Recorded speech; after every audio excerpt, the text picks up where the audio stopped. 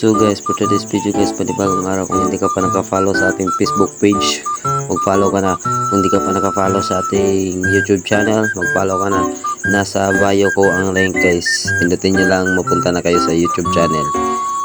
Guys, ganito lang paghawak ng baboy guys. Nakalimutan ko pala. Follow, like, and share sa ating Facebook page, sa ating YouTube channel. Karon guys, ihawon na namon yan. Anaon na siya paggunid guys. So karon nagkuha di kog tubig diha. Paghuman gibubuan ng liog. So ato na ning ludhan ning baboyan ni no. Kay para na siya madunggab. Karon guys, na kita niya nagachilyo guys. Karon sa loro na nato na dugo diha ano kay lako naman na. So kani babuya guys, tubig siya namatay guys kay nakilikili man na siya guys. Nakilikili man siya na sentro, dugay siya namatay.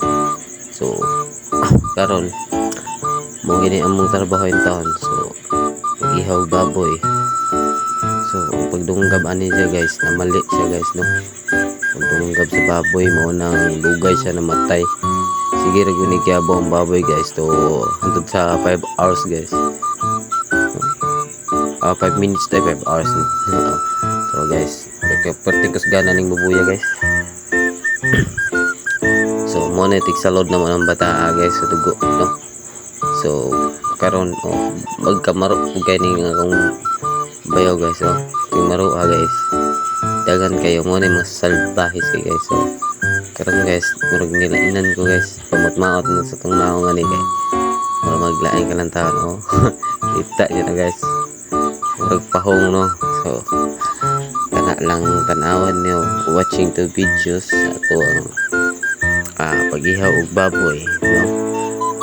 Huwag kalimutan mag-follow sa ating Facebook page, ating YouTube channel.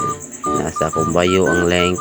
Ituplo ka lang ninyo guys para maadto na mo sa YouTube channel na ko guys. O kana lang, daghang salamat sa pag-follow, sa like o share sa ating mga video na ipopost pa. At para lagi kayong updated, follow nyo na ako guys. And God bless all sa inyong lahat. O kana lang, thank you.